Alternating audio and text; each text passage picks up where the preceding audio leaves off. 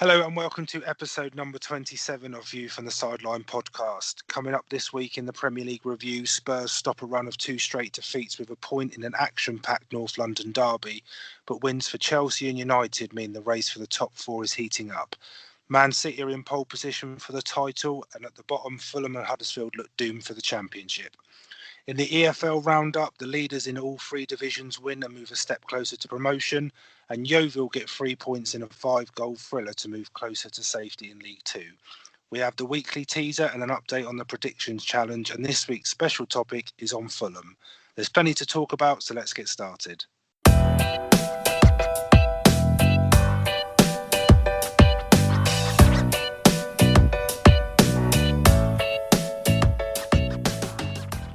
Hello and welcome to episode 27 of View from the Sideline podcast. Chris here and Rich is here as well. Hello, Rich. Hi, Chris. How are you? I'm not too bad, mate. Not too bad. You? I'm good. I'm good because I'm a Spurs fan in the quarterfinals of the Champions League. Very well done. It's a good time to be a Spurs fan. Thanks. That means a lot. Yeah. Well, credit where credit is due. We'll crack on and we'll go straight into this week's teaser. So, Rich, as our special topic is around Fulham, this teaser is a kind of a Fulham one related. So, Rich, can you tell me, Fulham have only kept one clean sheet all season in the Premier League. Which team has failed to score against them? Tricky. Assuming they've played this team twice. It was the one clean sheet they kept. It is the one clean sheet. Okay. It was. I think it was pretty early. I think it was pretty early in the season. It was a 0-0 draw. They didn't actually score themselves, but. Okay. No. I will have to have a think. I'm pretty sure I think I've got an idea. It may be a guess, as with every week. But hey, why break the habit? So we'll move into the Premier League review, and we'll start with the first game of the weekend, which was your team, Rich, Tottenham against Arsenal. I will let you talk about this one just in a second. But it was actually a very good game. I watched the majority of the game. I had to go out, so I missed the sort of last 15 minutes. So I missed all the good bits. I have to say your defending was poor for the first goal. I think there was a bit of a mix-up, maybe slightly. But I'm sure you're going to have your own view on it, and obviously the view on the penalties as well. Yes, I think lots of talking points. I think that it was good for Spurs to get a point to stop the run of defeats after the defeats at Burnley and Chelsea. I definitely think after the game that Spurs would be happier with a point. As much as it pains me to say, I think Arsenal probably deserved to win. They were the better team on the day. I thought it was a bit scrappy from Spurs, really, and I kind of think that Arsenal didn't let Spurs settle at all. The first goal, I'm not quite sure what happened there. Seems to be pushed very far forward. All your players. Yeah, I think they were sort of holding on the halfway line, and then I mean Ramsey got through in a decent finish. I think as far as the talking points go, I think that for the Spurs one, now it was a penalty in the respect of the foul. It was a clear foul in the area, so it was a penalty. But there's no getting away from it. Kane was offside when the free kick came in, and I've heard a lot of criticism about the assistant referee and how he wasn't in line and how he didn't spot it and all sorts of things like that. And I think that this may be a bit of Spurs fan talking, but the penalty was given, so you've got to kind of just move on from it. But I think if the shoe's on the other foot, it is going to annoy you. It won't happen next season, though, will it? So all this will be. Well, Obviously, you VAR's say coming in. that, but you don't know because I mean Yeah, it's. I agree with the camp that say it's either offside or it isn't. So not this you're offside by sort of the edge of your boot or something like that. But no, it wasn't a penalty.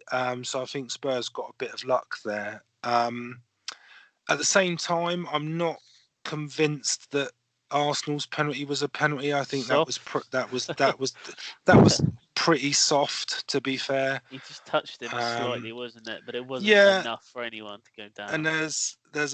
there's quite a few people that have been saying maybe the ref sort of knew that they'd made a mistake for the Spurs one. I Rubbish. don't necessarily believe that. I mean, they were both in the second half, so how he would have known, I've No. got no idea.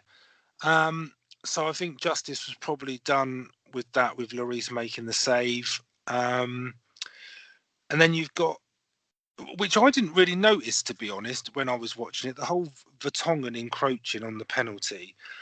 Now, I know the rules are the rules, but I'd sort of challenge anybody to name a penalty that's been taken where there hasn't been a player in the box at the point that the It ball's always happens. kicked. It's not.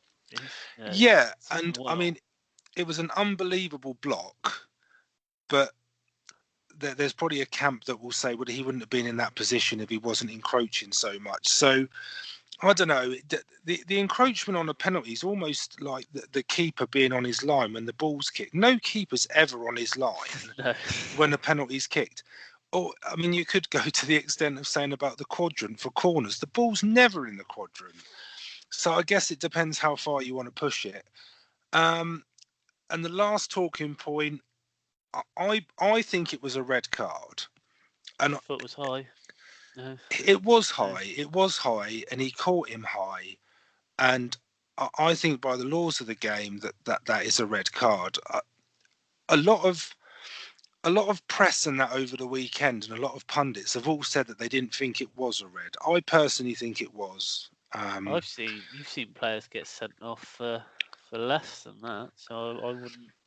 Yeah, You know, so I would have said it was a red. Um, and overall, I think Spurs will be happier with the point than Arsenal. If Arsenal had won that, there would have only been a point behind Spurs, which sort of 3 or 4 games ago, Spurs had, I think it was like a 10-point 10 lead, points. Yeah. and that would have been cut right down. So, as a Spurs fan, I'm happy with the point. I think we've moved on. Obviously, the Dortmund game last night, I think it just sort of shows how Spurs are doing this season. I mean, every team has a blip. The thing I find annoying, especially when Spurs don't win or they have a couple of defeats in a row, is the press is always about Pochettino and not winning trophies, and um, he always seems to say something relatively controversial when Spurs are going through a bad patch. Like now he's saying that it's sort of like it'll take 5 to 10 years to get Spurs into a title winning team, and the press sort of pick up on that, and all the pundits pick up on that. And when Spurs aren't in a good place, there's an awful lot of press about them. But I think the sort of the performance last night and the win last night, it's almost all forgotten about. So um, I'd sum it up by saying if I was an Arsenal fan, I'd be pretty gutted. I'd be pretty annoyed, but I'm not. I'm a Spurs fan, so I'm happy with a point. Right, we'll move on to the Bournemouth Man City game. Not the best of games from Man City, but they did what they had to do. Is this the second time they've won 1-0 in a row? I swear they won last weekend as Yeah, well. they did. Oh yeah, They beat. Who did they it beat was last now. It week? was 1-0. I can't remember. Yes, it But was West Ham. um, West Ham. West Ham, yeah, yeah, they didn't play great. It's not the Man City that we've been talking about, obviously. For weeks on end where they were winning like 3 or 4-0. I thought Bournemouth played okay. I think they did enough to hold City back from scoring. But yeah, not really too much from a City point of view. I think you'd just be happy with 3 points. They've Yeah, grabbed the win out, and obviously now they're top. So I didn't think it was the game that a lot of people expected. It certainly wasn't the game that I expected. Bournemouth at home are normally pretty attacking. And I know from a Chelsea fan, I can say they definitely are. yeah. And I guess Man City didn't let them play their normal game, but at the same time, I think Bournemouth probably went into it slightly more defensively than they would do normally. Um, I didn't think it was a great game, but I think City are doing what Liverpool aren't. City are winning ugly. They're not winning 3 or 4-0 like we may expect them to. But they're getting the 3 points, They're whereas doing the basics, Liverpool. basically. Yeah. Yeah, I mean Yeah. that's all they need to do. I mean, I think Boric's got to be disappointed with the goal. I mean, to be beaten Yeah. at his near post like that. Um, but I mean, De Bruyne coming off with an injury, we'll have to wait and see sort of They haven't how really severe said. that is. They haven't said too much about that. Obviously, we're recording it on a Wednesday, and we still don't really know the extent. But he's had No, hard luck with injuries, hasn't he, this he season? has, and I don't think that will make or break their season because I mean they've got So such yeah, I've got to say, quality and yeah. such depth in their squad that I don't think it's gonna hinder them that much really if he is out for sort of a long period of time. But they need to get 3 points, and they did. And obviously playing the day before Liverpool, it put pressure on Liverpool, and it's sort of strange when you think about when they played each other at the beginning of the season, beginning of the year, sorry.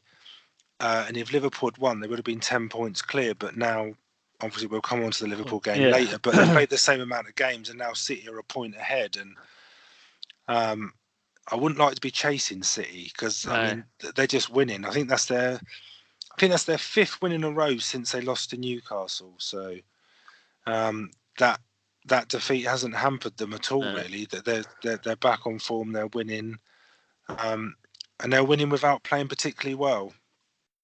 Which is what what you got to do, I suppose. It reminds me of what I remember when Chelsea won the league with Mourinho.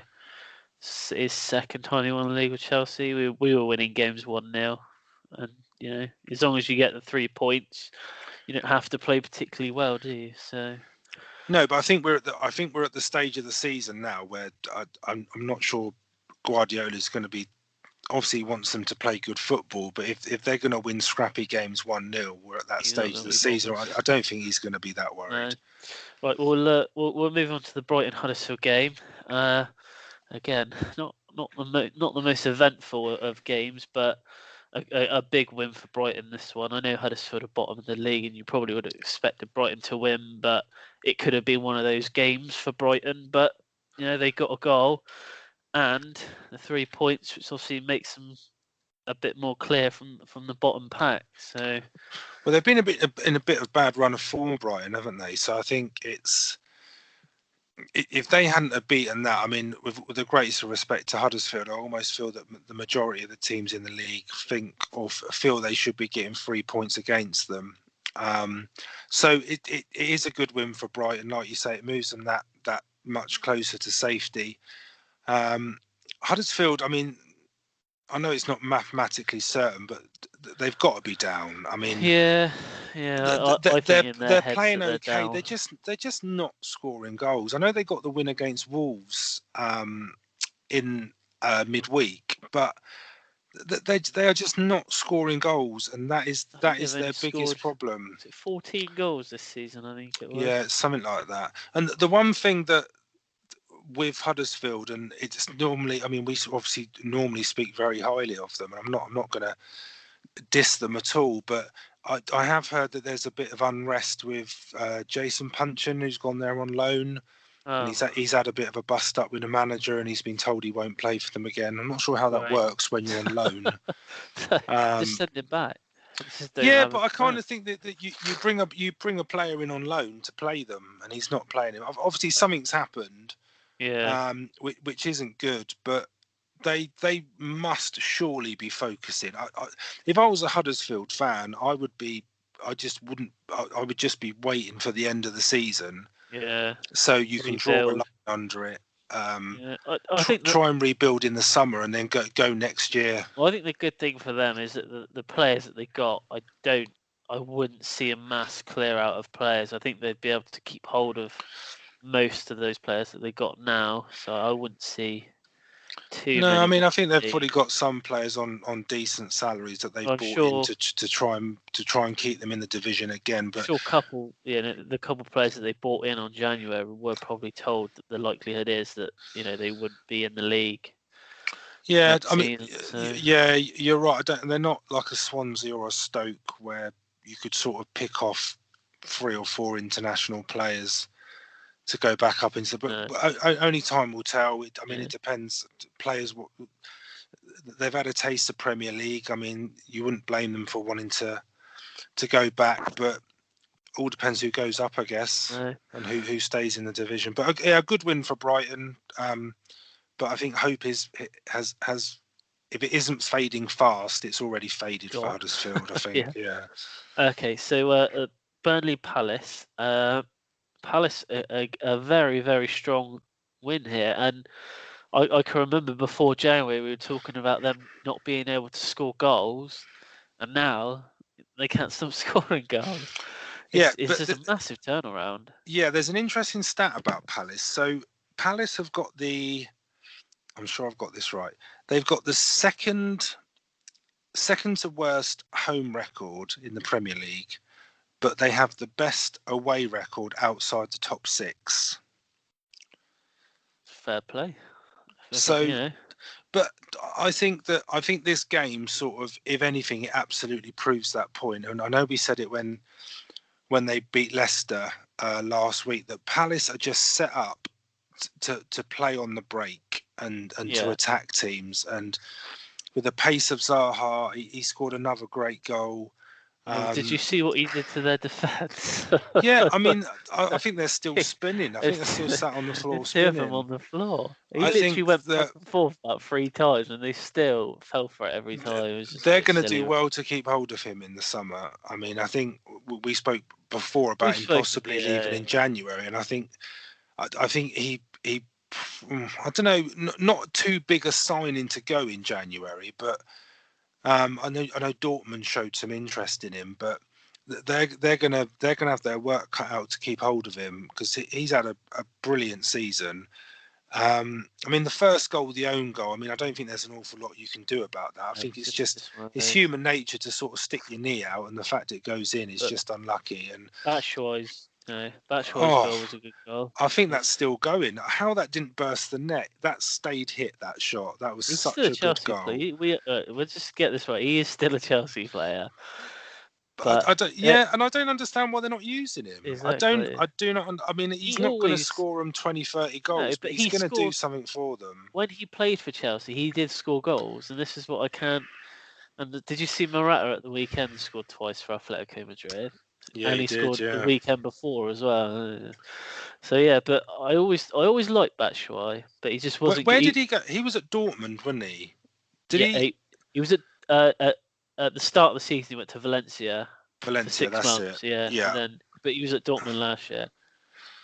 But he scores goals wherever he goes, and he I feel a bit sorry for sort of Benteke and Wickham a little bit, but he's given Palace another dimension, and he's leading the line up top, isn't he? They look a threat. They absolutely going forward. They always look like they've got goals in them, and the form Burnley have been in. I think they'd gone 5 or 6 undefeated, and I've heard some Burnley fans over the weekend just saying the team just weren't at the races in the game. They just I think that maybe not through lack of effort. Palace, but they just but Palace will do that. Palace will do that to a lot of teams. Maybe they just weren't organised enough. But no, I like Roy Hodgson. I think he's a decent manager. I mean, he had his critics when he was at England, but I don't know an England manager that hasn't really. And I think Palace are safe. I mean, I don't think Palace are going to go down, but they're a team that are going to worry the big teams that they've got left to play. I know sort of United beat them last week, which I don't think many people saw them winning so comfortably, but that was a great win for Palace. Yeah, good goals. Well, speaking of Man United, they played Southampton. I don't think I've seen a game this season with as many good goals in as this one. It was just like a contest of who could actually score the It best was goal like of a this goal of the game. month. It was a game of goal It, of the month it was. contenders, wasn't it? I think there's literally at least 3 of the goals in this game are probably the best 3 goals you're going to see this month, if not. But I couldn't figure out which was my favourite. I quite like the free kick. Pereira's goal Pereira's was goal. the best for me. So, That was yeah. a beautiful strike. But there Great was a goal. talking point in this one about potentially 2 penalties that Southampton should have got in the first half. Both, I believe, were Bertrand.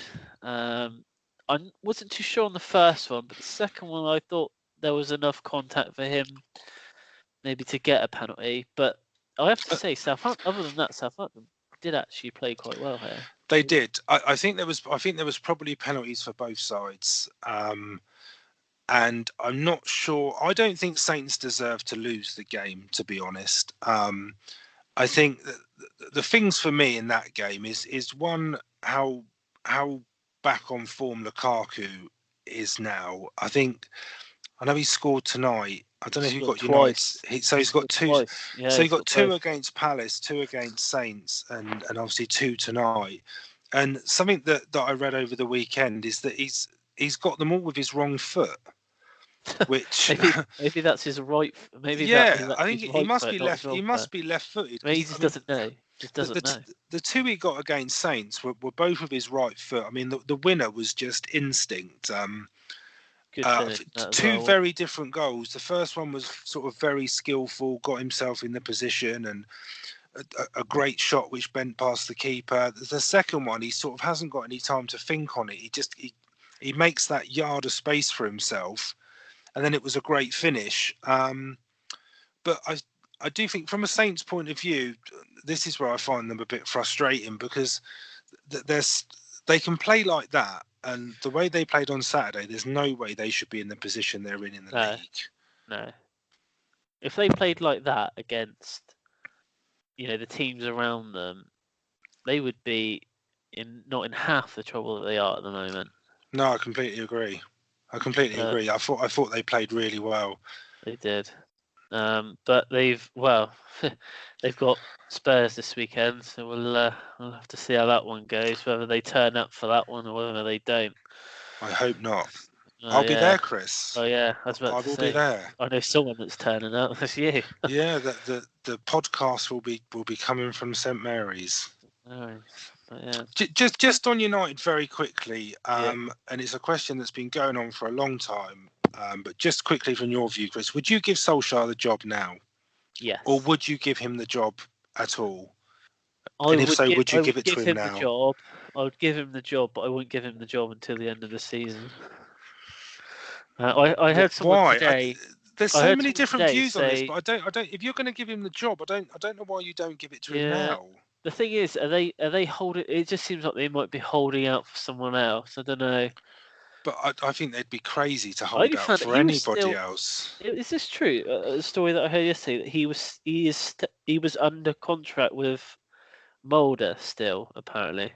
He's not now. Yeah, I heard from what he said. He was under contract with both, but I think he's confirmed now that contract with Mulder's now expired, so it's just United. But I almost think that, unless he's been told, because if you're going to give him the job permanently, you would want to start planning for next season with signings and things like that. And I guess there's an element where he can't do that at the moment unless he knows he's getting the job. So I just think if you're going to give it to him, I'd give it to him now. I heard someone say today that he's failed his biggest test so far, and that was the game against the first leg against PSG. Right, no, he beat Spurs. That was his biggest test. But they are winning tonight. But obviously, I don't buy that. I mean, there's not a lot of teams that would beat PSG. So I don't think you can say that he's failed his. I would give it to him, and I'd give it from me, but I'd give it to him now, personally. Yeah, it's strange why they haven't, but let's wait and see. Yeah. Anyway, Wolves Cardiff. Yeah. Cardiff are falling apart a little bit. They've lost. I think they've lost a little bit of belief. I don't know. They just don't. obviously last weekend as well, they got a bit of a hiding as well. So If you pick Cardiff and Saints, which at the moment look like it's one of those two that are going down, I think Cardiff look like the more likely. yeah, and you wouldn't have said that. You wouldn't have said that like 3 or 4 games No, ago, but it's would their you? defending. It's the same story as sort of Yeah. Fulham and Huddersfield. That it's absolutely the main reason that's let them down. I mean, when they were 2-0 down, sort of so early, and the goals came in such quick 2 minutes, wasn't it? succession. 2 goals in 2 minutes. Yeah, I mean, and Yeah. that ends up being the final score. I mean, you could see Neil Warnock on the sideline and his reaction. It He was looked like he was almost, about to burst. yeah, it was almost as if like, why have we bothered coming here? If that's how we're going to defend, then there wasn't really any point in Yeah. turning up. And I don't really think Wolves had to sort of get out of second or third gear really to win that game. I mean, two good goals. Oh yeah. Two You well can't worked deny goals. that, but they certainly got a helping hand Just from felt Cardiff's defending. just seeing them again on Saturday. It just felt like that they didn't really have anything there. It's just so weird because only 3 weeks ago they won 2 games in a row and everything was looking fine and dandy, but Yeah, but it's that's the still trouble though. yeah. It is about being consistent, really. And if you look at their sort of next run of fixtures, I mean, they've got West Ham at home Saturday or Sunday, I think it is. Sunday. I think it's Oh no, Sunday. Saturday. No, it's Saturday. Sorry, no, 3 o'clock Saturday. So they've got West Ham at home, and I mean West Ham on their day. I mean they'll turn them over. Then they've got Chelsea at home. Then they're away to Man City. So I mean, you could feasibly say they'll come out of their next 3 games with no points. They've still got to play Liverpool. They've got Man United away last game of the season. I mean, I They've wouldn't got some fancy. I think they've got probably that. I don't think Southampton have that hard of a No, but I mean, I wouldn't task in fancy front of going them. to Old Trafford on the last game of the No, season, not sort if of you're not if you're when. not if they're fighting for fourth and you're Yeah, fighting to stay in the absolutely. league. Yeah, absolutely. I mean, if you look at Saints fixtures, just to compare, so they've got Spurs Saturday, then they've got Brighton, they've got Liverpool. I mean, apart from Spurs and Liverpool, they haven't got anyone in the sort of top 6. They've got Wolves, Newcastle, Bournemouth, Huddersfield. I think Cardiff for the first time. I think they look in a bit of trouble, Yeah, which shame isn't really. great. It Yeah, is, but I mean, they may well surprise us. We don't know, yeah. so we'll just have Anyway, to wait and see. Not a great game though. so the West Ham Newcastle game. I've put 2 things down on this one. Newcastle seem to be very hit and miss at the moment, and Declan Rice. What do you think of He, him? he's a player, isn't he? Yeah, He's very I, promising player. yeah. I wonder Looks whether like he's they're. got I potential. want. I wonder whether sort of some teams are going to Let's come in say for him. they're going to have their pitchforks out, prodding people away from him because Yeah, I think that the thing is he's young, he's English, and yeah, those 2 things alone, and he's got potential. That already instantly makes him a £20 million player in the market. So yeah. But I think that very very desirable player, I would say, I because he think can play. he's. Because he Yeah, can he's almost play. like Eric. He's almost like Eric He can Dyer, play though. in front of the defence as well. He can play centre back and defensive midfield as well, Yeah, can't he? yeah. He does remind me of Eric Dyer when Spurs sort of first signed him from Lisbon, and he's sort of that defensive holding midfielder Yeah. that I think that it's only him and Dyer that can probably play that role. I'm not sure there's many other English Do you players think? that can. Do you think he'll get a call up? Because we're Oh yeah, nearly in absolutely. we're in Especially yeah, international season, now, aren't we? We've only without a got doubt, is and it two especially because of weeks? what's happened. I think the England squad's out next week, but Because I think this is the especially last what's run of happened with games, isn't it? Ireland, Yeah.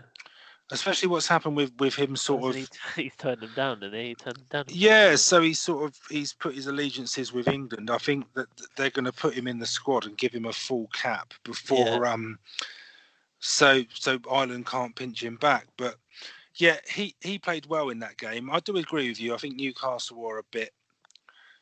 They've had a couple of wins, which has got them out of trouble. But I find West Ham quite inconsistent, really. But I think the early goal and then the penalty just before half time, it's sort of, I think it was almost over at half time, really. And I think West Ham, they always seemed in control of it. Yeah, And I find an early goal always difficult, especially when you're away from home, because you have to change your game plan so early on that it must sort of disrupt the team, and the sort of the game plan that they've got sort of goes out the window quite early. So I wasn't surprised that West Ham won, really, but no. I think that it was probably over at half time. Really, Newcastle didn't really look like they were offering that much. Is this the England games that are coming up? Is this the first ones for the Euros qualification, isn't it?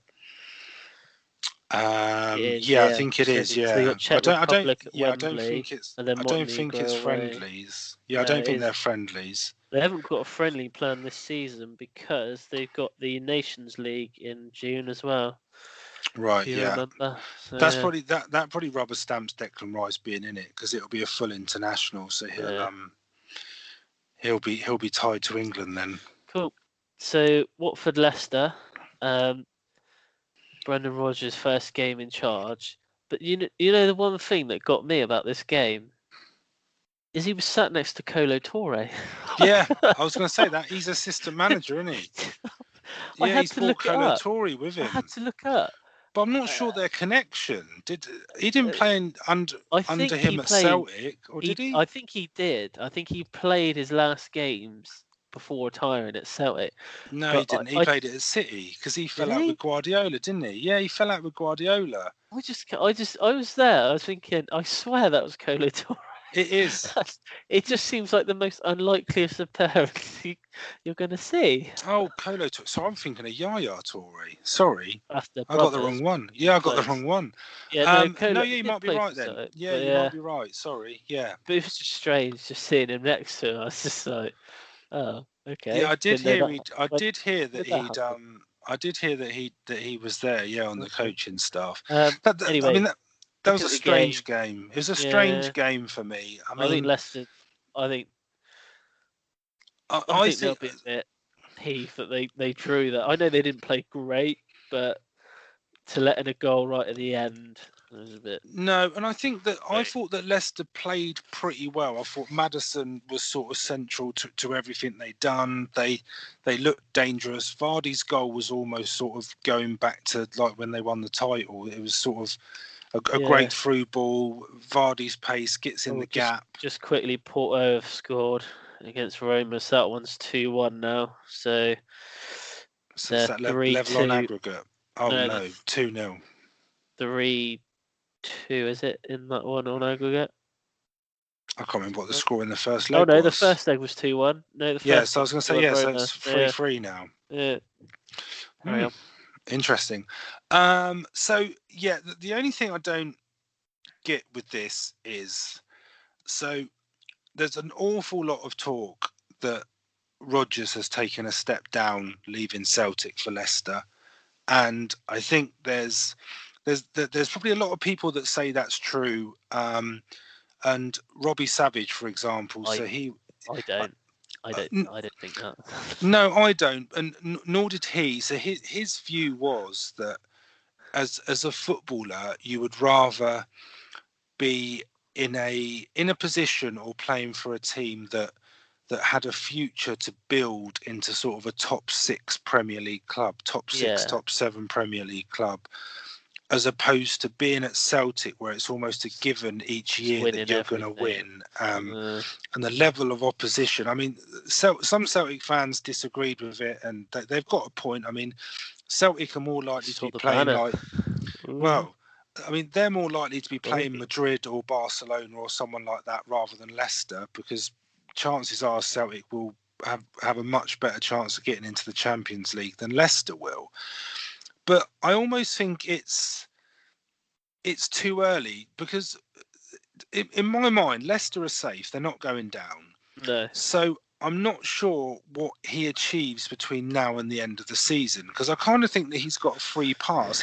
Oh yeah, because you He can't really be he's not going to get sacked if he critiqued loses. on No, a quarter of a season, are you? Let's no, and face a it. couple So, more, a couple more wins, and Leicester are probably going to be more than safe. And even if they have an average run in from now to the end of the season, he's not going to get sacked. And I feel it's a huge summer for Leicester. I mean, even Casper Schmeichel's getting a lot of criticism, which I've not heard before. no, well, his goal, Morgan, it was his kick, wasn't it, that eventually led yeah, to the. yeah, The absolutely. I mean, it was a poor clearance, 3 touches, it's in the back of the just net. hold on to it, isn't it? I think Morgan at the back's probably going to be off. I mean, there's a lot of talk about Exaggerating. Vardy.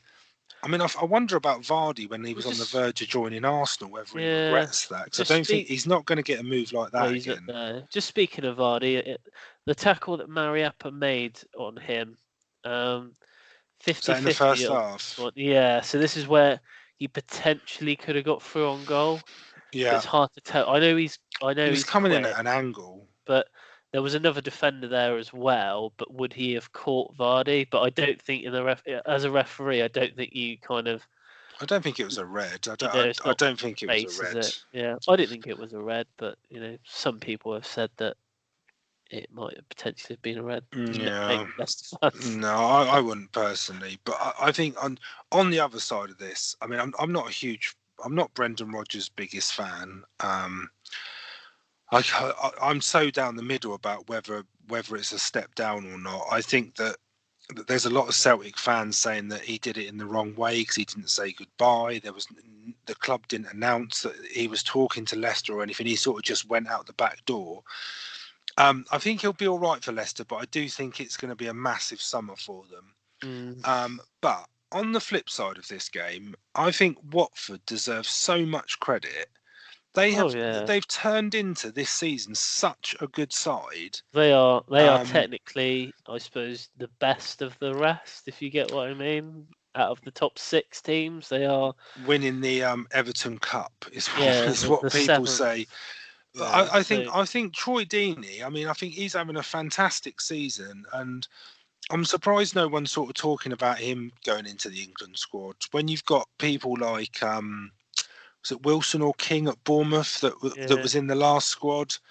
Um, I wouldn't be surprised if Troy Deeney was called up at all, and I think Andre Gray's having a great season. I mean, his Deeney gives you goal. a lot of strength, doesn't he, at the He top? does, and Gray's goal was when he got the ball, his first touch and his finish. I mean, it was a Do great you, goal. just quickly going on to you saying Deeney maybe getting a call up? What do you think about Vardy? I just Do you think think he'll Vardy. be? Do you I think think he'll be called up? yeah. I don't know. I don't know. I think Because he from what gives I you. hear, Gareth Southgate is a very sort of he won't pick it on name, he'll pick it on performances sort of Yeah, manager. but If you Vardy's get, still scoring goals, I know he's and still scoring goals, but I don't think he's been anywhere near as good as what he's no, been he in previous hasn't. But seasons. he gives you something that no other England striker does in the regards of his pace. Well, I know Rashford does, but That's what I'm depends whether thinking. depends whether he Depends wants where to you play play him. Rashford up front. Yeah, If you want an answer, no, I don't think he'll be in the squad. no, I don't think so either.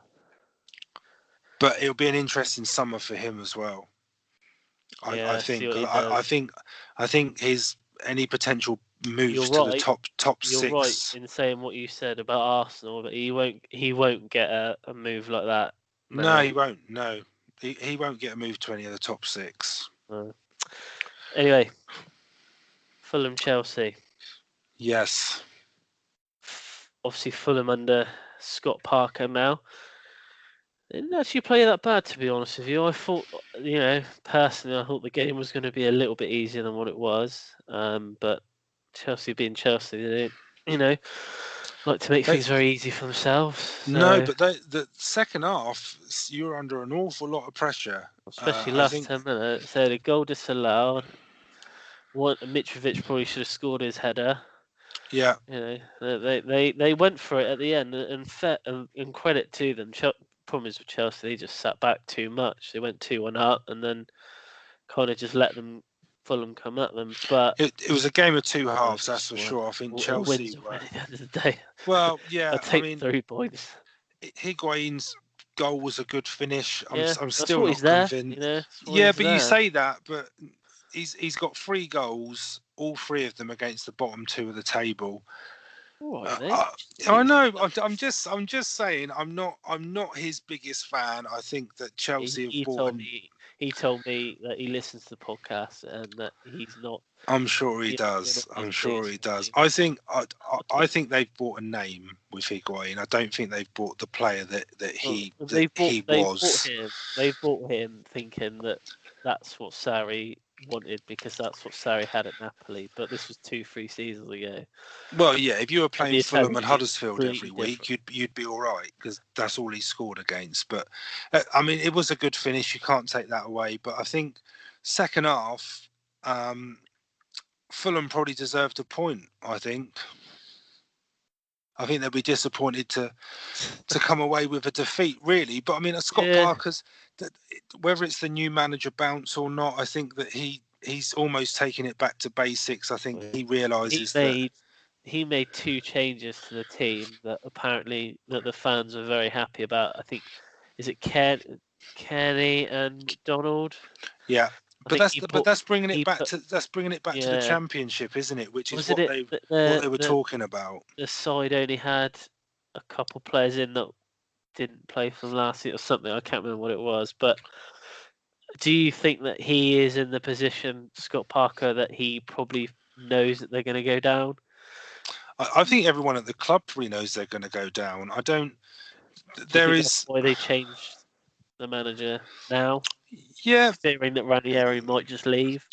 Yeah, probably. Well, yeah, maybe. I mean, I kind of.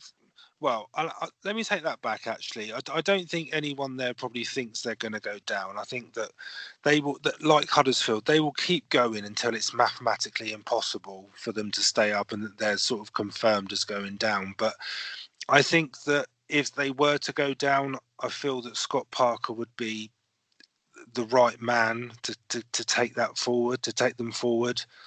I think Ranieri is probably a bit of a gamble for them, where they thought he was going to come in and do something a little bit different and sort of change their fortunes. But I know it's one game, but I kind of feel that what Scott Parker's shown in that one game is their what Premier they League need. Record with managers. Not their last 6 managers in the Premier League haven't lasted more than an average like 14 games.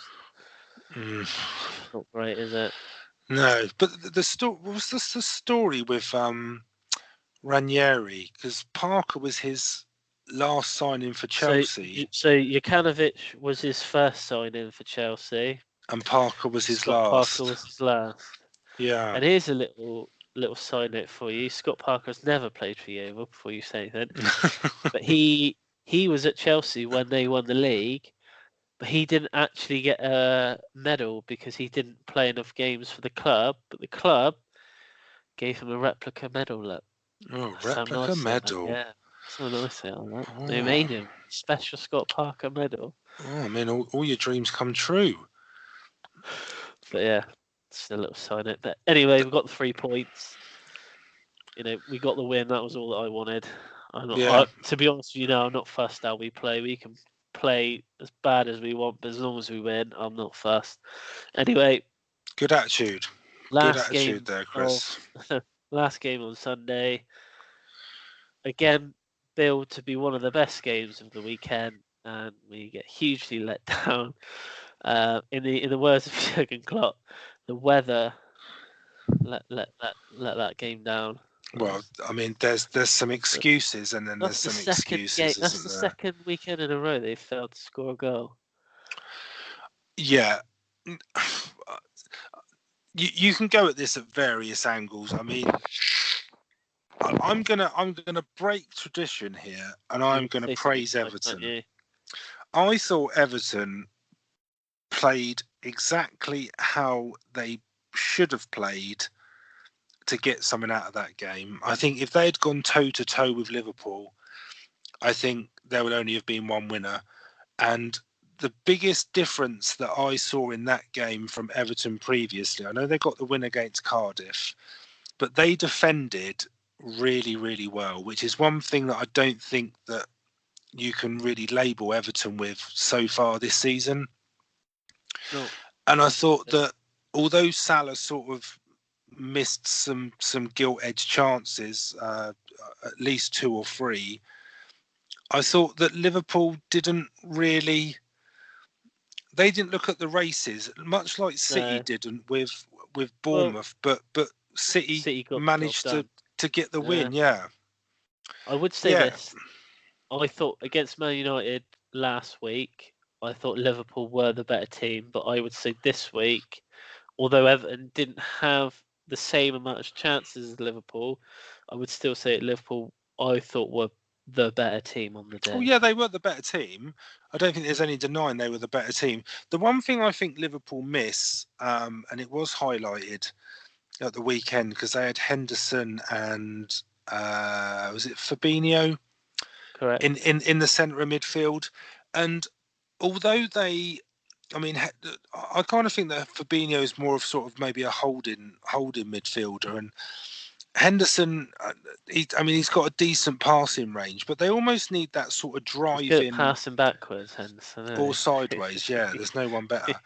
But I think they almost need that sort of driving mid. And I hate to say it, but he has had a great season. It's almost like a Sissoko Yeah. or a Dembele, and I don't know whether that was sort of what Keita was meant to give them. And I know he didn't play, but it's almost like they need that driving force from midfield that's going to push them forward when they need it. Strange that Origi started as well. Didn't expect him to start, to be honest with you, but Well, Firmino was sort of he was on the bench, wasn't he? I mean, one of the best things for that was when that fan gave Firmino her baby for a photo when he was on the bench. I just thought that was brilliant. He was so eager for it. He was standing up, sort of saying like, "Pass me the baby, pass me the baby." I thought that was brilliant. But I'm not sure who else would have played if he wasn't fully fit. I mean, Origi played okay against Watford, but he's not. Nothing against the guy. He's not sort of Liverpool level. He's not. I don't think he's a top 4, top 6 sort of player really. No. But yeah, not great for Liverpool. But I agree with Klopp. I mean, the weather was awful, and without doubt, it was the weather that caused them to drop points there. It was terrible. I feel sorry for all the players.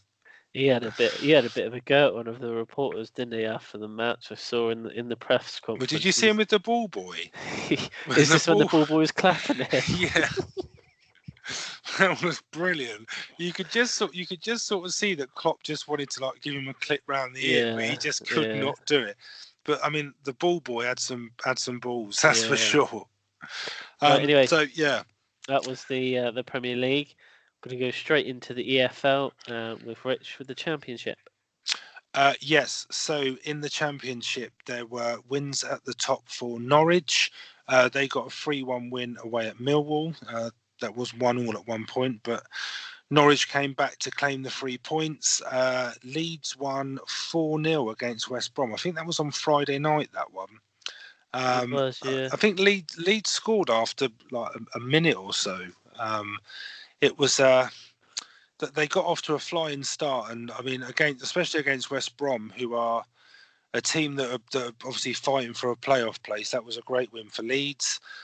Sheffield United in third. They dropped 2 points in the Sheffield derby on Monday night, so that was a 0-0 draw against Sheffield Wednesday. Middlesbrough in fourth, but like I said, they lost to Leeds. Middlesbrough are in fifth, and they drew at the weekend, so they lost ground. They drew 0-0 away at Wigan. And Bristol City make up the last playoff place in sixth. They also drew at the weekend. They drew 1-1 with Preston. But they are now level. I just want to get this right. Sorry, because Derby played last night and they beat Wigan 2-1. So Derby have played a game more, but they are now level on points with Bristol City. So Derby are in seventh. Then it's a 4-point gap after that, which is to Birmingham in eighth. So, I mean, there's still quite a few games to go in the Championship, but the sort of top 7 are pulling away a little bit. But eighth 9th and 10th are all on 50 points. So Birmingham, Nottingham Forest, and Hull, but so they're by no means out of it. At the bottom, Ipswich are still rooted to the bottom, and they lost at the weekend. They lost 2-1 at home to Reading, which actually lifted Reading out of the relegation zone. So, yeah, not a great result there for Ipswich. Bolton, who are second to bottom, they lost as well. They lost 2-0 away at Swansea and had 2 men sent off. So it's not looking great for those two at all. Well, So Ipswich are pretty much. yes, they can't have long left, surely. Now. Well, Ipswich are on 21 points, so they're 12 points off safety. So Reading are in 21st on 33 points. So that was a must-win game for Ipswich, then, wouldn't it? Yeah, I think probably 2 or 3 more games if results go against them. I think they'll be down. Bolton aren't much better, to be honest. So they're 7 points from safety. So they're on 26 points. Rotherham, they make up the relegation zone, but they beat Blackburn 3-2 at the weekend, which was a good result. And as we said, Reading beat Ipswich 2-1. And then above that, you've got Millwall, Wigan, QPR, and Blackburn, who all lost. Blackburn surprised me. About 4 or 5 weeks ago, they were sort of in contention for a playoff spot. Now they're sort of down in 17th and sort of don't have an awful lot to play for. Game of the day for me over the weekend, obviously Derby have played since, but it's got to be Villa against Derby, so 4-0, but it was 4-0 at half time.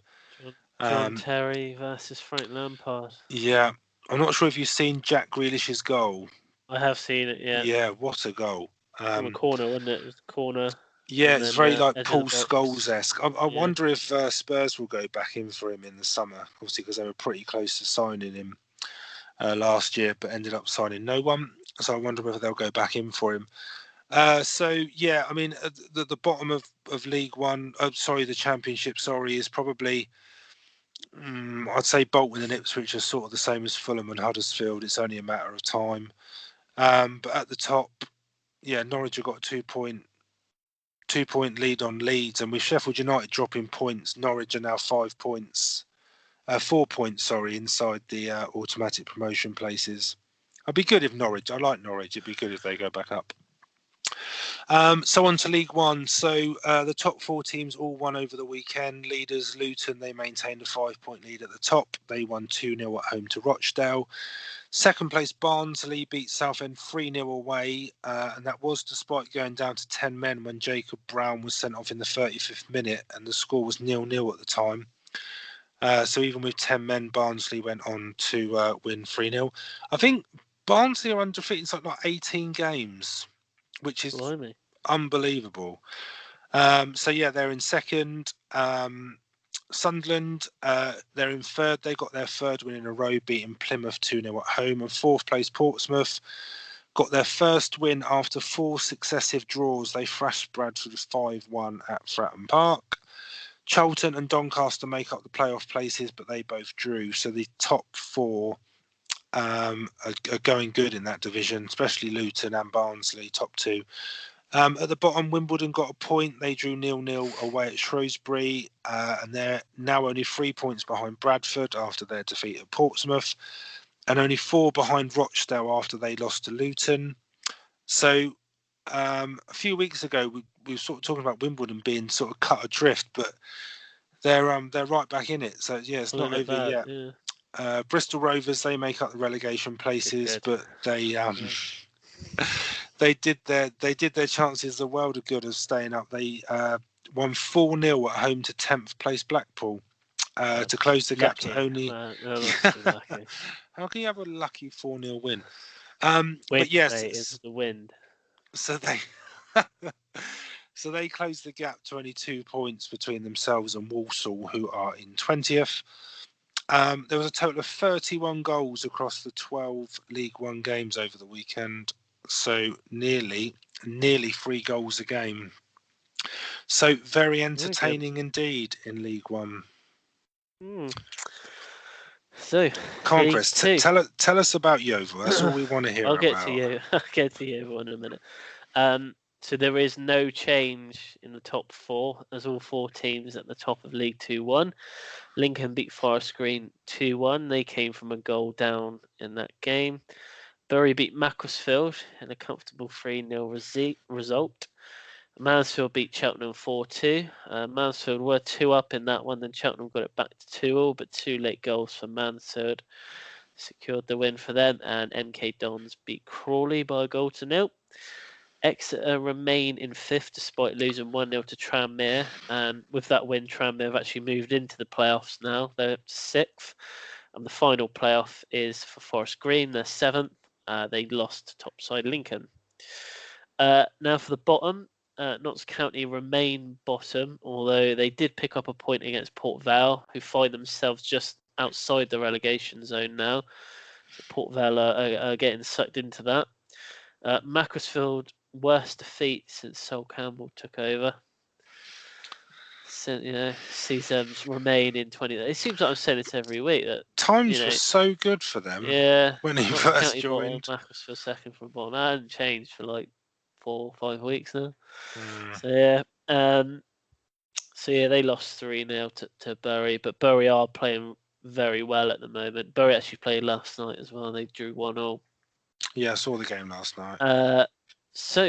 On to Yeovil. Another win for Yeovil, and that pushes them 6 points clear now of the relegation zone. So, and an award, Chris. Tell everyone about the award for Yeovil. I saw on Twitter today that Downway got given the EFL Manager of the Week. Manager of the Week. That's what you get when you leapfrog Morecambe. And everybody's dream. Yeah. Manager of the Week. Well, they beat the team around them, which is, I think, the main thing. This happened last season, though. They started well, and then middle of the season, not great, like 1 win in 13, and then all of a sudden, towards the end of the season, when they actually realised, we better start playing now because we're in trouble. They start winning games. Well, as long as they get to enough points to stay up, Chris, I think that's probably all they want. So yeah, that was League 2, and that is the end of part 1. So coming up in part 2, we have Rich has got an update on the predictions. We take a look at our special topic, which is Fulham, and I have the teaser answer for Rich. So we'll see you in part 2.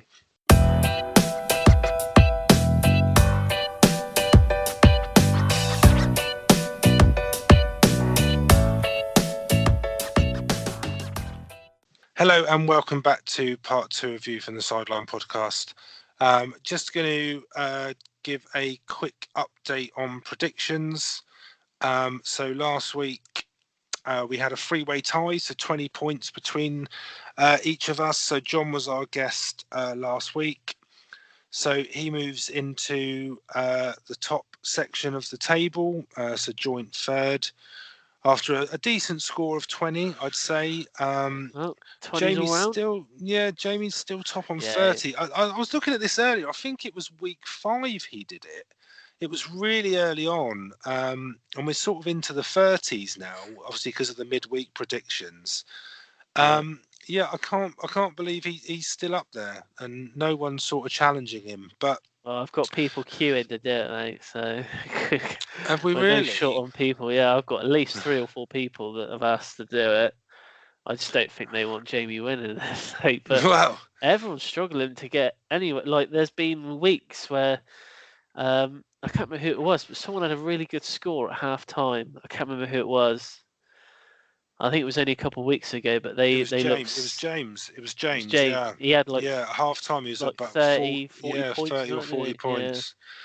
Yeah. Okay, well I'm sure. I mean, this week we got Liam, who's a Villa fan, so we've got the Birmingham Villa game in there. He's gone for a conservative draw, so we'll see how he gets on. But we're coming to the latter stages of the season now, so if anyone does want to get involved and have a chance of winning the prestigious View from the Sideline Predictions Challenge trophy, which will be revealed in due course, then then let us know.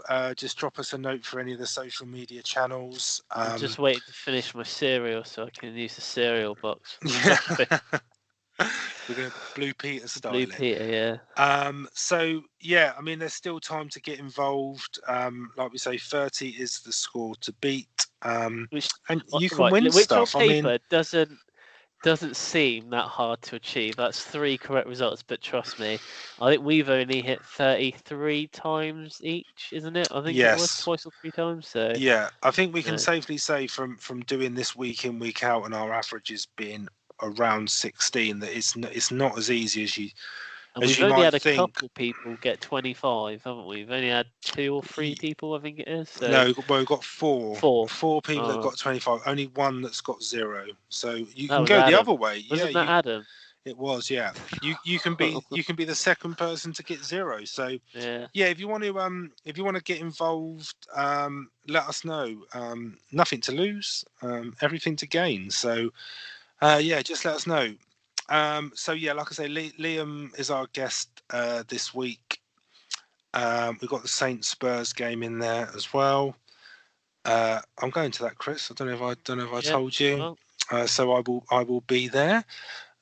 So yeah, that's predictions. We will get this week's matches are online now, and we'll get the results on over the weekend, and then we'll be going again next week, right up until the end of the season. And let's see if Jamie can hold that position. So, special topic this week, Chris, yep. is around Fulham. Fulham. Yeah. So So, see, where I do you think want to start? I think we'll just start by saying are we both in agreement that we believe that Fulham will be relegated this season? I am Yes, I am I 100% think we're going to certain have that to they'll say be going that. down. So I think it all starts at the start of the season, but it actually starts sooner. It actually starts before that with these signings that they've made. So I think it's been very vocal about how many players that they bought in, and they've spent over £100 million. And the team, they've basically bought a team for the Premier League, but what they've actually done is that they've bought individual players that have very, very struggled to gel as a team. I don't know what you think about that. Or Yeah, I mean, I agree. I'm just gonna go back to our very first episode of the podcast when we did our predictions, yeah, and the one area with regards to relegation that you and I disagreed on was you had Saints to go down and Fulham to stay up, and I went the other way, where I thought Fulham may struggle. And I think you've got to kind of look back to then when with the money that they spent. When you're talking about a team that gets promoted to the Premier League and they spend over 100 million, you almost kind of get lured into the perception that they're gonna stay up because they've obviously yeah, bought players they've of a certain they've quality. spent But yeah. just to go through the list, and you'll have to apologise Here we about some go. of I my can't wait for you to say pronunciation. Anguissa. I've seen Anguissa. I saw his name on there. Yeah, so Anguissa, 22.3 million. He was the most expensive, wasn't he? 22. No, Seri was the most Oh, sorry, expensive. 30 something odd mil. 20, 25. I'll read them out, Chris, because you're getting the wrong numbers and the Okay. wrong players. And you can let us know how many of these are played for Yeovil. Mitrovic, 22 million. Alfie Mawson, 15. Lemachan, I don't know if that's how you pronounce that. Excuse my French. 7.5 million. Joe Bryan, 6. Obviously Ryan Babel's come in at 1.8. He probably looks the most value for money. Fabry, 5 million. I mean, I'd like to think Could of go on. myself as a relatively knowledgeable person on football. I've heard of Mitrovic, Mawson, and Babel. They're the only three people that I've Was heard it of. Byram? Byram? Is it Joe Byram? You Byron, said? yeah. Yeah, he came. I believe he came from Bristol City. I believe. Okay, but So I mean, you've got a kind of. I can almost compare it to like when Spurs sold Gareth Bale, and I know there's sort of more household names now, but Spelt well. well, apart from Ericsson Ericsson was the was good best of the money, bunch. and probably Lamella. I mean, Lamella, we yeah. probably sell him for a profit. The rest were, I mean, Capu's still doing all right. But I just think that the one thing that I absolutely 100% agree with is that the worst thing that Fulham, and maybe it's with an element of hindsight, the worst thing Fulham could have done was rip up the team that got them to where they were. And if you look at Fulham's rise up through the Championship last year to get promotion, um, I think at one point they were sort of mid-table, and then they went on an amazing run, which got them into the playoffs. They ended up winning the playoffs, and they're into the Premier League. Yeah. And I think it was almost a case where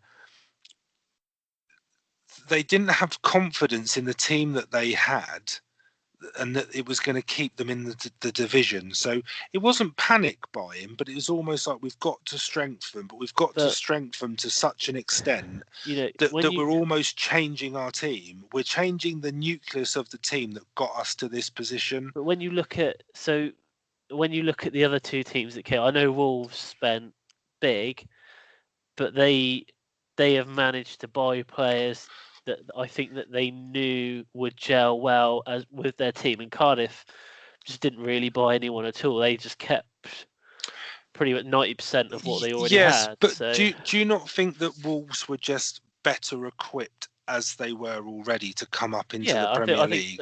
I Wolves think had the that's best squad in the Championship I last think season. that's where Fulham didn't think that they did have a good enough squad to stay in the Uh, division, and I I will, think that that's almost why they just went out and bought all of these players. And yeah, if I remember, if they not use they used three goalies in the first well, yeah, six or eight this was games, my something next like point. that. So they used three goalies in their first 8 games, and they didn't stick with the same defence until the 13th game of the season. It took 13 games Oh for them man, to that's pick the just same just four at the back. crazy. And you think, and you actually try and think as to why they concede so many goals. But when surely by the fourth or fifth game you would know your best defence, not 13 games, which is just they've conceded so many goals, and we've seen Yeah, them but defend, and they just they just don't no, they don't. look But like they do, play do, with each other. So do you not think that it was because I'm being really conscious here not to look at Fulham's early results, because I'm going to find the answer to the teaser. Um, but do you not think that the reason they chopped and changed so much is because they were conceding goals, well, and yes, but he was trying to find the formula yeah, that would stop them conceding goals, it's because just got out of control. I don't even know how you can have that many conversations, but no, you but I know, mean, I remember early in the season, my view on Fulham was that they play good enough football to stay in the Premier League, and I think that in a funny sort of way, that's almost been their downfall, because they haven't they haven't tried to be more solid, if that makes sense. They've almost yeah. continue to try and play the way that you expect Fulham to play, even though they're in serious trouble, and they almost just need to adopt a sort of Wimbledon, sort of in the 80s, 90s style, where they're just extremely hard to beat and it's not pretty. But maybe they can't, maybe they couldn't adopt that style of play. I'm not sure. I think Mitrovic is probably for me the best player that they signed, and I think out of all the players they signed, he was probably the most well known. Obviously, playing for a Premier League team beforehand. Um, and like you said, Babel, who's come in, I thought has played. He played well actually against Chelsea at the weekend. They've obviously gone through a few managers this season. Jokanovic being the first, Ranieri, and now Parker. I don't think that helps the team personally. I think you get to know a manager, and you get to know their style of how they want to play, and then obviously to then have to play in a completely different way. I think that probably harms more than it helps. I would say, for me, it probably would anyway. Yeah, I mean, just on Babel, I mean, I'm not. in January, I mean, he's not going to come in on his own and sort of single-handedly keep them up. No. I mean, he's a decent player, and he has sort of given them a new dimension. I didn't realise he was 35. I didn't realise he was that old. I thought he was younger than that. Oh my God! Oh, Man United have scored. have they really? Man United have scored. Rashford has scored a penalty. Oh, so they're going through. Yeah. Oh, Oh my days. this is not good news. Well, Who's given away a penalty in the 92nd minute? It is for English football. It's not good news for us tomorrow. Old Hunter's going to have a field day. Yeah. Yeah. Anyway, sorry. So, but and again, I agree with you with Mitrovic. He's the player that Huddersfield and Cardiff don't have. That give Fulham that edge, but Fulham are just so poor defensively that it almost voids out what he gives them over the other two, which is a shame. I mean, what I will be interested in is what happens to Fulham sort of over the next sort of 6 to 8 months with the owner, and I mean he's put money into the club. There's no denying that. Obviously, he tried to buy Wembley and that. So I would assume that he's not. He's well equipped, let's say, with money. He is, and it would almost give you the impression that he's in it for the long haul, and he wants to make Fulham as successful as they can be. What happens to the 15 players that they've signed? I don't. Yeah, but that's the thing, because I mean, what's he gonna if they do end up getting relegated? What's going to happen in the summer? I mean, I would imagine they're going to have to sell to buy, which may not be a bad thing, because if they can recoup as much as possible for these people that they've bought, then they might have a decent chance of coming straight back up. But I'm not sure they're going to keep the same squad together, and he's going to go, oh, by the way, here's another 50 million. He's going to lose. He'll lose the key players. I think. I don't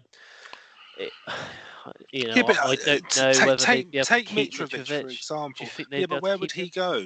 I'm not sure where. I don't know. Maybe if you've got a Norwich or a Leeds coming up, I mean, maybe he might go somewhere like that. And it's like Callum Chambers. I mean, I know he's on loan, but I mean, would he stay there? Because I can't see him getting in the Arsenal side. A fact about Callum Chambers for you, Chris. Do you know he scored 4 Premier League goals, and each one has been for a different manager? Did you know that? So there you go. Yeah, I didn't know that. I know he's a good fact for you. It was a good goal as well. It was a good goal. Crap defending, but what happens to him? Because I mean, like I say, realistic. I can't see him getting back into the Arsenal side. So does he stay there on loan, or does he go somewhere else on loan? And Sessegnon, if you sort of think back 12, 18 months, I mean, Spurs were pretty close to signing him. There was a lot of big teams interested in him. I would still say he's probably well sought after. He's an English so does he leave? So. I mean, does he leave? Because having a taste of the Premier League, I mean, you've got to imagine that he's going to want to get back to that level. That's where he's going to want to be playing. So I don't know what's happening in the Man United game, mate. But they're in the 98th minute. Oh, well, they're using VAR, aren't they? Maybe something's happened. Anyway, yeah. Porto Roma's gone to extra time. Yeah. I think we both agreed that Fulham are down. That they're in trouble. But I think you're right that they are probably going to have to recoup some of the money that they've spent. And from what I understand, most of the team that got them up are still there. So they've got. They are. They're just not playing. But I think got the team there to try and get them back up. But like you said, I'm sure that they'll probably invest in some more players. But it's trying to keep hold of their key players like Mitrovic. I don't know how long Babel's signed for.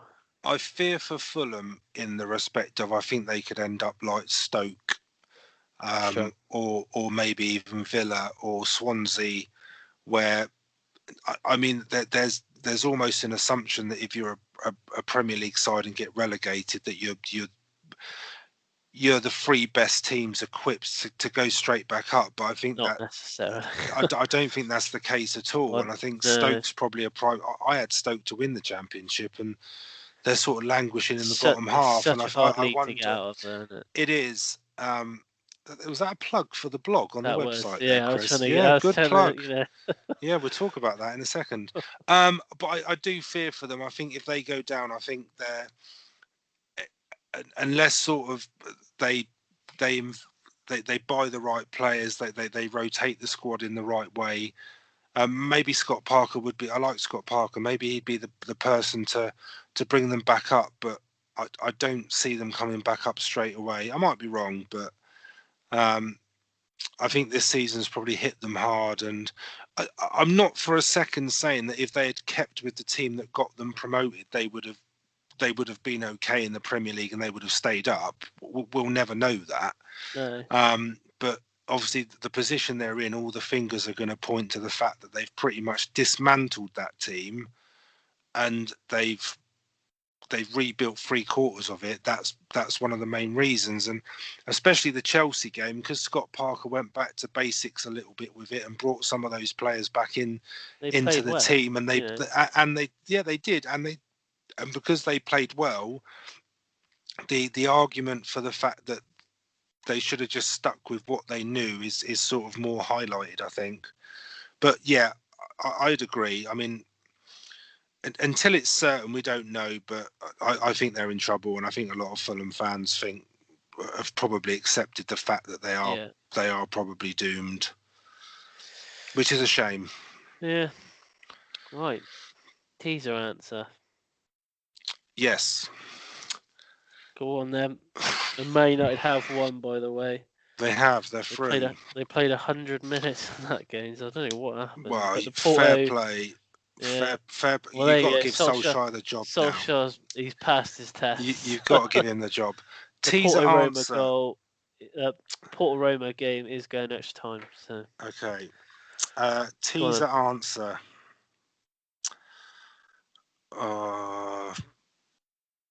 I'm going to guess, and I think it was away from home, and I think they drew Newcastle. Newcastle away. It was Newcastle. Get in. There was an element of guess around that, and that's because we were talking about Mitrovic, and I thought he used to play for Newcastle. Correct. So there you go. That was a good one. Yeah. Thanks, Chris. I'll take that. Right. So, is there anything else that you would like to add this week before we leave? Just very quickly. So you may have seen online, and we just mentioned it then. So we have got a new blog entry on the website. For those of you that don't know about the website, so it's everything about the podcast really. But we do have a blog on there with various entries on there. And we've just published a new one this week, which is around the Championship and the quality of the league and the excitement of the league and where it sort of sits within other leagues around Europe, which has had a pretty decent response since we put it out. So if you haven't seen it yet, just go to the website, www.vftsl.co.uk, and you'll be able to see it, and you'll be able to see all details about the predictions, all the other blog entries, a little bit about myself and Chris. So yeah, take a look. So. Oh, and I'm going to Spurs Saturday. So going to Spurs. So you're gonna do next week, next week we'll be putting some stuff online, hopefully around that sort of my travels to St Mary's to hopefully see Spurs win. So I should be able to give a pretty decent match report on that one. Fingers crossed. So they don't lose. That'd be a yes. shame, wouldn't it? let's hope they don't. I'm in the Saints end, so I can just cheer. Look for Rich. He's, just about 6 foot, I would say. Dark hair. Are you 6 foot? Do you not know? Have you never met me? Yeah. I'm not 6 foot, Chris. No, I'm 6'4". 6'4". Yeah. Black hair. Little bit graying slightly. A bit He'll of be the one. Ravanelli. He'll be wearing a fake moustache and glasses, and have a Yeah. newspaper in front of him with 2 holes in it. That'll be Yeah. Rich. Say hello to Rich. Anyway, that is it for this week. So I will Yes. see you next week. Yeah. Speak to you later. Bye.